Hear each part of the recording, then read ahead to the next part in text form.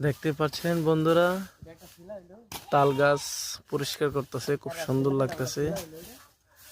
এই তাল গাছ ছিলার জন্য বিখ্যাত একজন মানুষ, খুব সুন্দর কাজ করে। এটা আমার পুকুরের পাড়ে একটা তাল গাছ ছিল, আর এই যে একটা খেজুর গাছ, এই দুইটা আমি পরিষ্কার করে নিব। তো পরিষ্কার করলে ফলন ভালো হবে এবং কি গাছগুলি একটু সাশ্রয়ী হবে, সুন্দর লাগবে, দেখতে পরিষ্কার হবে, ফলন ধরতে পারে বলা যায় না। পরিষ্কার করে রাখলে ফলন ধরবে গাছে।